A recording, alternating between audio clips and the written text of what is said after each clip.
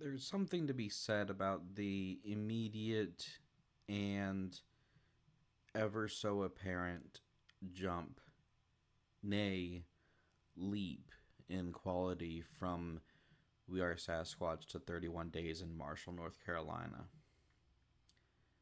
Now, I haven't heard a lot about the behind the scenes of this movie. This is a very less talked about Joel Haver movie, especially amongst Joel Haver himself, so far from what I can tell. But from, in my opinion, We Are Sasquatch going from this charming yet sort of ho hum quality movie to 31 Days in Marshall, North Carolina. What the hell just popped up on my screen? Sorry, just OBS.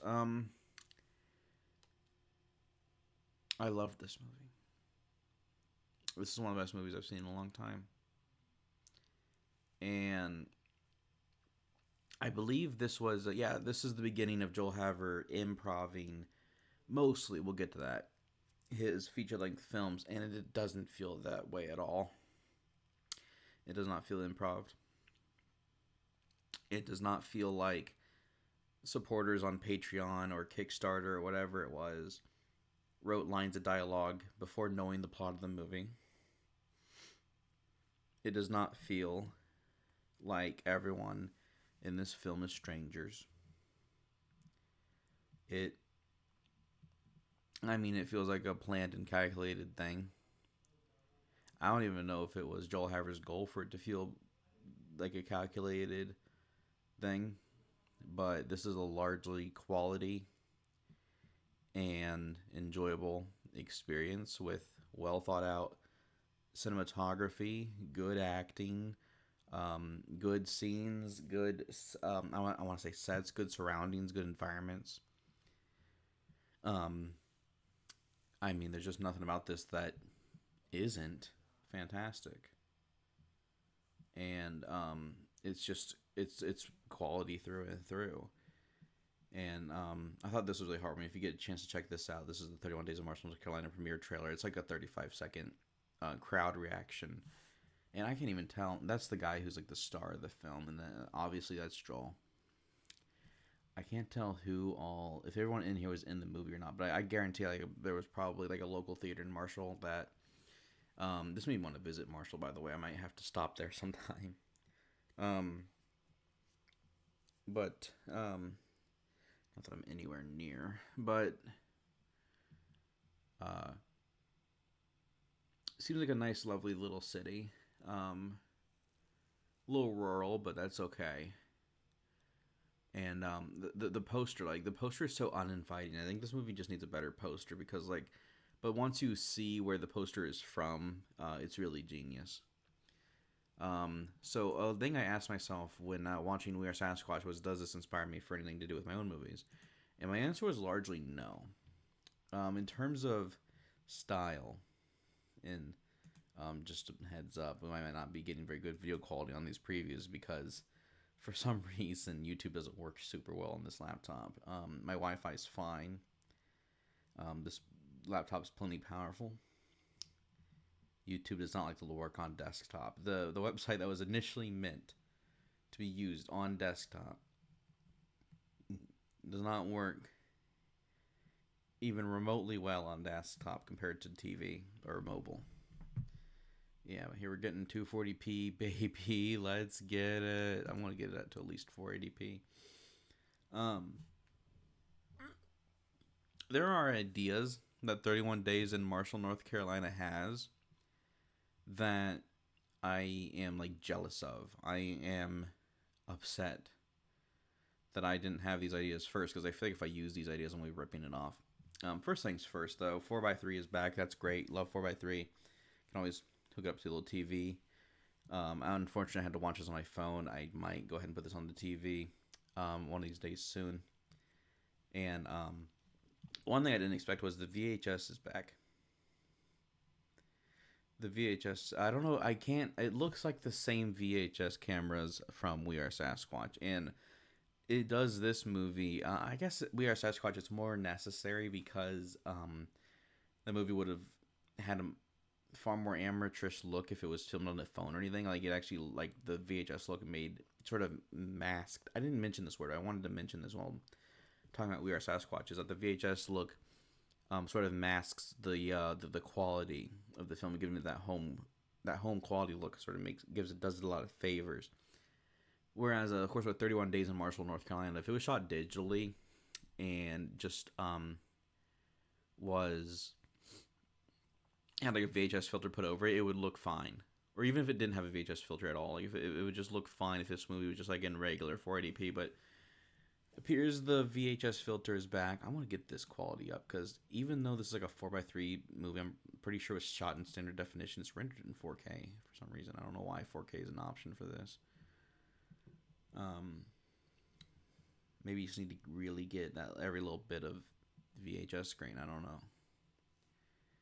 But come on, I know you can do 720p. But so right off the bat, there's an example here. Is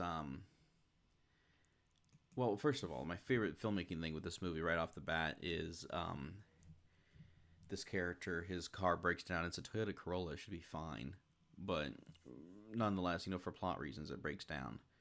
And actually, that's right moments before it. And in the conversation leading up to the title card here, he asks, how long should it take for my car to be repaired? And they say, 2 or 3 days. He says, 2 or 3 days? I can do 2 or 3 days. Smash cut to this title card. 31 Days in Marshall, North Carolina. It's genius. It's just genius title card placement.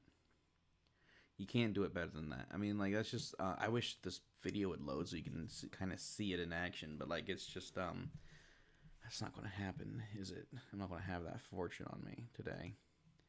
Fine, you little thing. Let's take you back to 360p so you actually do something. God dang. Maybe, I don't know, my roommate's playing a game in the other room. Maybe he's hogging all the Wi-Fi. I have no idea. Yes, I know my antivirus is expired. I don't care. John McAfee doesn't even want me to have it. God rest his soul. Okay, that pop-up's not going away. Alright. There we go. It went away. Never mind. Not that you guys care. If this godforsaken... I didn't even realize Letterboxd is still loading.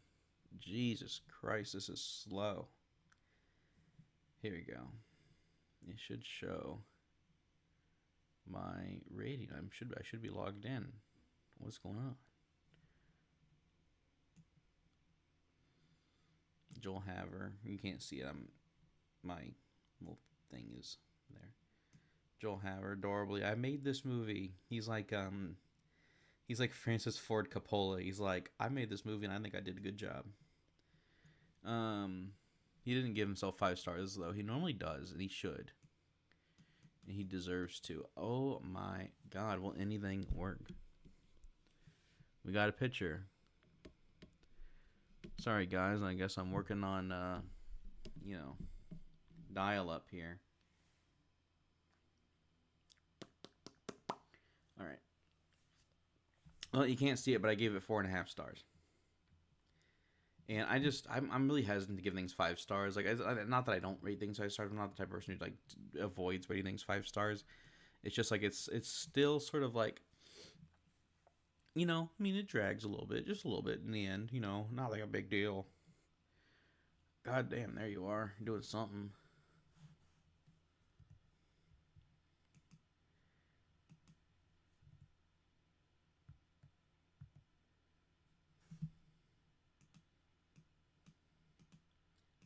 I can do 2 to 3 days. The next brilliant thing that this movie does is the music. There's music performers in this movie that again, these are not people that Joel Haver knew. He just like met people, and that's the entire premise. I guess that's kind of the genius thing with Joel Haver movies, is that the premise of his movies go beyond the story. The premise lies in the method of which the movie is made, and that's something that is you don't see a lot of. It's like 1917, where it's like there's the premise that it's like a war movie, but the premise is that it's all one take. Sort of how Joel Havard movies are. Anyways, this is right off the bat example of something this movie does that I think is absolutely brilliant, and it's that the music performers in this universe are singing to the audience and not to the in the story to the movie. It's kind of like they're singing to both, really. But they're not really there in the movie. It's like I don't think the characters in the movie really notice that these music performers are there. They walk right by them. But you'll see if it ever goddamn loads, this the singer in this the street performer in this scene on this bridge here, he's singing to the camera facing across the road, which is a natural spot someone would face when they're singing and when performing on the road. But then the camera cuts and they switch position, and they're facing the camera again. They're facing the camera no matter what. And everyone who performs music in this does that. And the flow of time with their music is not the same as the flow of time in the movie. So like while hours go by in the movie, only the song, flows differently. It's very difficult to explain it that way, but it's definitely you'll have to watch the movie in order to get what I mean. It'll go from there we go. Jesus Christ. I already rated it, but I'll rate it again. I don't know if you can see it. There we go. Put it right above my head. Yeah, see, he changes direction. He's singing to the audience, and he's not really in this scene. Like it's like the main character doesn't even see him. And time goes by differently in the movie than it does for the singers, because it'll go from like daylight to evening to sunset for the character in the movie, but meanwhile these singers are still singing the same 2-3 minute long song to the audience, and they change position, and it's just really brilliant, and it's something that I can see myself taking notes from. And there's a particularly brilliant example of this halfway through the movie, or probably less than halfway, more than halfway, I mean, because it really is like the halfway mark.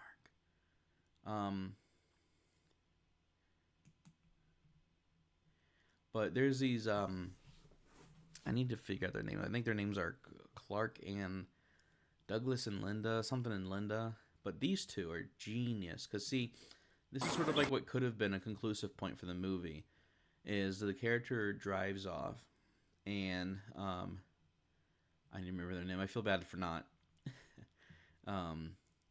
crediting them properly, but I think it's Douglas and Linda or something like that. I'll figure it out by the end of the video. But this very easily could have been the end of the movie, where the main character's car is repaired and he's ready to drive off and leave Marshall, North Carolina. But he comes back and he has unfinished business because his hat is missing. He needs to find his hat. And of course, there's this whole thing. It was like, oh, it's never about the hat. It was you just had other, something to do with the plot. But look what happens.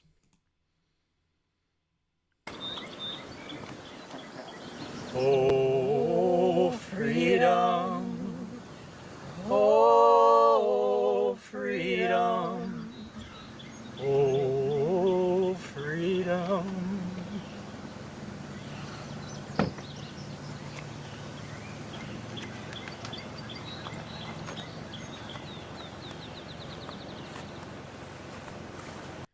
So when these omnipresent singers realize that the main character of the movie doesn't leave and this story doesn't end, they walk off screen and quit their song, and to let the story remain for the viewer. If you haven't seen this movie yet, stop watching this, watch the movie, and come back, okay? Now, it's of course, I do these podcasts assuming that the viewer has seen the movie that I'm talking about. But, and of course, if you're an avid movie watcher, you probably know where this is going. But look what happens, how the movie ends.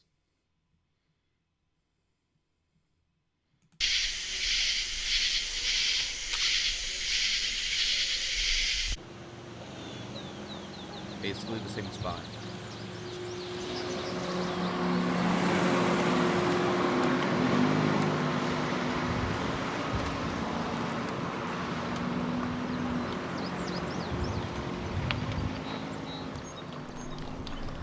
Oh, freedom.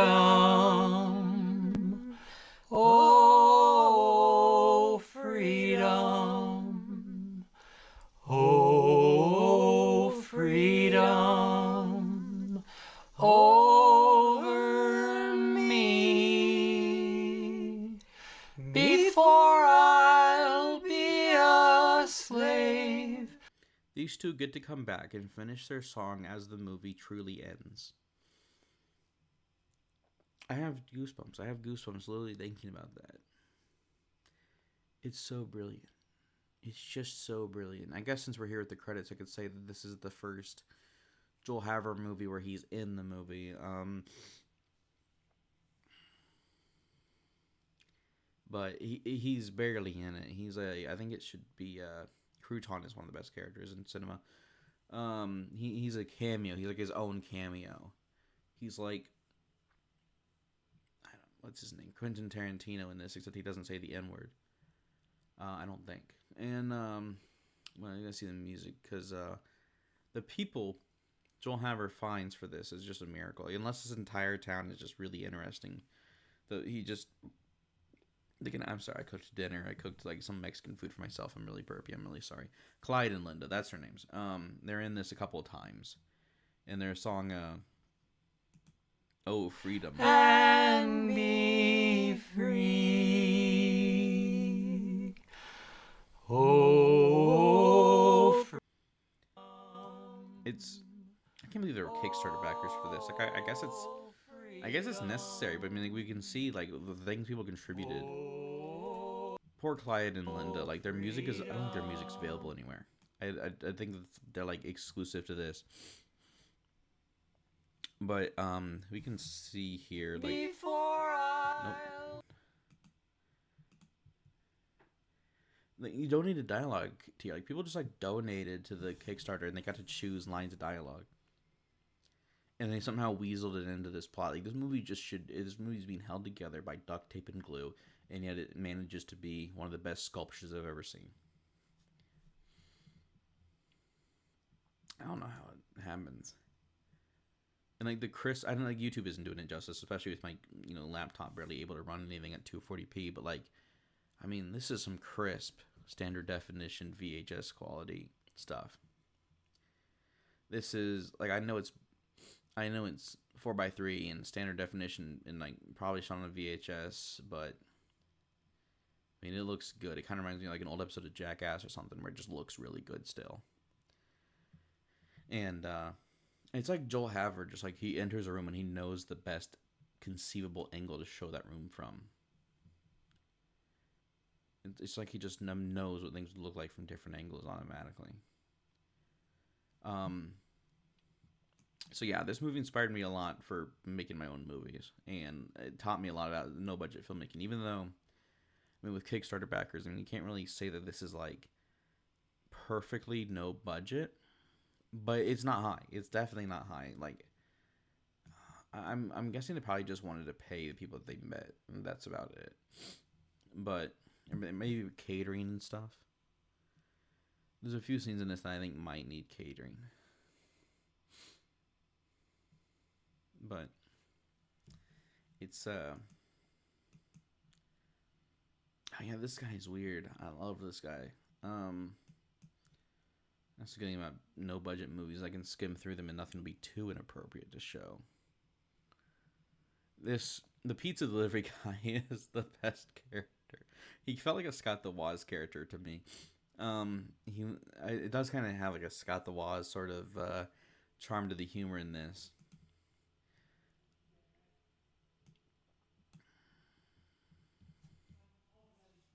Okay, you can hear my roommate for sure now. You can barely hear me in these though. Like I don't speak loud enough to really make an impression on these mics. Like I actually I play these videos on my phone, and I can barely hear myself. Like the audio for this is not as good as like something that's like a TikTok or an Instagram reel or something because it's like only 300 people on Letterboxd have seen this. That's crazy. This deserves to be like a cult classic. Like at 3.5 is super low considering. I just really think this should be I don't know. This movie deserves a bigger audience. It really does. It really does deserve a bigger audience. But yeah, okay. What you know? I don't know anything. So tell him what. Yeah. The pizza driver. Let me see here if I can get this clip.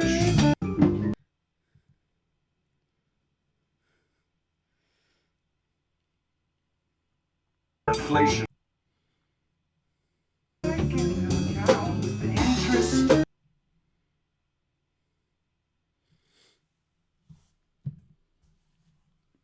Almost done here. I'm wrapping it up real soon. I just want to look at some more clips, okay? All right. So this was filmed in July of 2017. What a different time. I think I'm in that same point from We Are Sasquatch, but it's like, I mean, it doesn't feel like much time has gone by because it's like, That's my take. All I need is you to walk up to their door and hand it to them. I don't know. Come on. Come on. Okay, the video can't load 240p. Come on. I'm Richard Pabre. I don't know if I got your name. You can call me Dick, though. Kind of look right at the camera I'm there, I Nick. guess. Oh, really? Nick and Dick. Not That's really. perfect, man. We're on our first fucking adventure. Speaking of which. Yeah. I feel like in some instances, like Joel Haver, like the current Joel Haver would have ended the movie around this 40-minute mark. Because, like, in his book, that's feature length. In my book, it's an hour. In his book, it's 40 minutes. Which I suppose is fair enough, because that's what the Academy considers feature length, but I don't really. My minimum is 60 minutes, except for Look Back. I guess I kind of consider Look Back a movie, because it's in theaters and junk, but I think there's a certain point where you're not a movie, you're a TV special. It's still a film, but I think people forget about the video special, the straight to video, the straight to TV film, and there's nothing wrong with that at all. But less than an hour, you're a TV special. Nothing wrong with that. It's not lower quality. Sometimes it might even be pretty good. I mean, not even good. I mean, like, better. I mean, like, I think that's sort of my take on things that are less than 60 minutes but more than 40 or more than 35 is, I mean, that's a TV special. And that's okay. All right. A lot of gorgeous environments. Like Marshall just. You looks like think a Nick would really be good nice for the goat place. barn? But of course, it's a little rural for some people's liking. But this was a weird character. I will say this, like Private Pi, who like the actress clearly doesn't do anything like that in real life, which is, I mean, obviously, but it's still. That was a really strange character. It's kind of like why I like the character. She's cool, but like it's just that's kind of like part of why it wasn't like 5 stars is because this character is really strange. Guys, look, I'm not going to sit here and analyze the whole plot or anything, but from a filmmaking perspective, this movie is super inspirational. From a regular standpoint, as a movie, it's just a great movie. It's a miracle, you know. It's definitely a lightning in a bottle. But this is one of Joel Haver's least viewed feature-length films. I remember he's gotten a lot more popular since I first looked at him. I didn't know about him until after he sort of blew up. He got like millions of subscribers, but at the same time, if you look through his channel and looked at his older videos and his feature-length films, they had maybe like 1,000, a few hundred views. And that's like, this is at like 20,000 odd views. When it says 22,000 views right now, and that's way higher than it used to be, and obviously, and that's still considered relatively low for Joel's channel. It used to still, even when he had 1 million subs. Even when he just cracked 1 million subs, like some of his videos were still like 300 views, 1,000 views, and I think even his least viewed videos on there are still gonna be around the 20,000, 10,000 view mark. But it's I mean, just that jump in quality from this to We Love Sasquatch. I mean, like, this is such a better movie, and it's such a good movie just in and of itself. And Pretend That You Love Me. I'm really excited to get to that one. Now, spoiler time. I've already watched Taking a Little Time to Feel Sorry for Myself. And that's a very fascinating movie in Joel Haver history. And I'm going to be talking about that in the next episode. I'm probably going to record that right now. I'm probably going to record these back to back unless I get lazy. I don't think I'll get lazy, though. But, I mean, I'm really excited to get to these. The 12 movies in 12 months. I'm really excited to get to. I regret not getting to those sooner, but I wanted to make this project. After finding Joel Haver, The Warmth of a Woman, I have to look into that. Where are the feature films? He makes a lot of playlists. I appreciate that. My voice is really raspy. I'm sorry. There we go. 25 feature films. I don't even think Joel Haver's 30 yet. Like, he just turned 30.